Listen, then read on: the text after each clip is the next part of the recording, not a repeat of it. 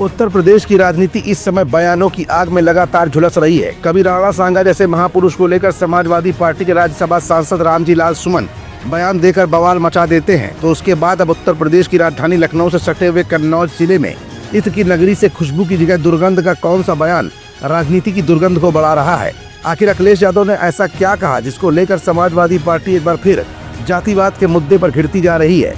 अखिलेश यादव ने योगी सरकार के ड्रीम प्रोजेक्ट गौशालाओं को लेकर अब कौन सी विवादित टिप्पणी दे डाली है, जिसको लेकर अब बीजेपी समाजवादी पार्टी पर पूरी तरह से हमलावर हो चुकी है। इत्र की नगरी कन्नौज से अखिलेश ने गायों की दुर्गंध को लेकर ऐसा कौन सा बयान दिया जो अब योगी को खटकने लगा है। ये कुछ ऐसे सवाल है जिनका जवाब अपनी आज की इस रिपोर्ट में हम आपको दिखाएं या बताएं। उससे पहले आप जरा अखिलेश यादव के बयान को गौर से सुनिएगा, समझिएगा और फिर जानने की कोशिश भी कीजिएगा कि अब उत्तर प्रदेश में क्या राजनीतिक तूफान आ सकता है। उस रास्ते पे चल रहे हैं हम लोग। तो समाजवादी लोग हैं, विकास खुशहाली चाहते हैं। कन्नौज में रहकर के हम लोगों ने भाईचारे की सुगंध दी है। ये जो भारतीय जनता पार्टी के लोग हैं, इनकी नफरत की दुर्गंध है।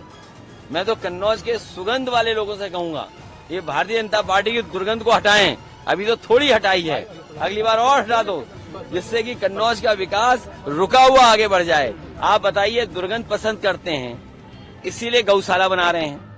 हम सुगंध पसंद कर रहे थे इसलिए इत्र पार्क बना रहे थे। बताइए, ये सांड पकड़ रही है सरकार के नहीं पकड़ रही है?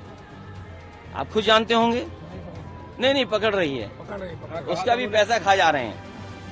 तो इसलिए हम लोग सुगंध पसंद करने वाले लोग हैं, इसलिए परफ्यूम पार्क बना रहे हैं। ये दुर्गंध वाले लोग हैं, ये दुर्गंध वाले लोग हैं, इसलिए ये तो योगी जी का पार्टी टाइम है हमारे और आपके लिए।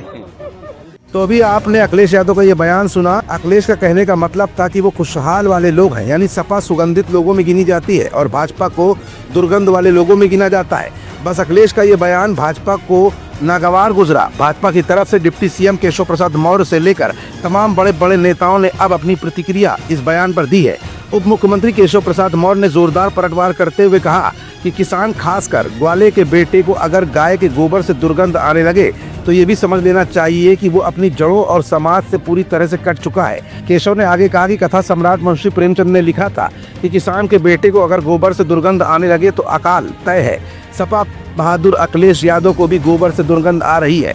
उनकी पार्टी का समाजवादी में तब्दील होना लगभग तय हो चुका है। मतलब ये भी साफ है कि राणा सांगा को लेकर अपने राज्यसभा सांसद रामजी लाल सुमन के बयान पर अखिलेश ने जहां एक तरफ अपनी सफाई देते हुए राणा सांगा को लेकर दिए गए विवादित बयान पर कहा था कि समाजवादी पार्टी किसी महापुरुष की बुराई नहीं करती, तो वहीं अब कन्नौज से एक बार फिर विवादित बयान देकर ये साबित कर दिया है कि समाजवादी पार्टी इस समय किसी भी मुद्दे पर किसी भी तरह की राजनीति करने से नहीं चूक रही है। शायद यही वजह है कि गौशालाओं को लेकर दिए गए बयान को अगर जोड़कर देखा जाए तो भाजपा के लिए सबसे अग्रणी विषय गौ सेवा ही रही है।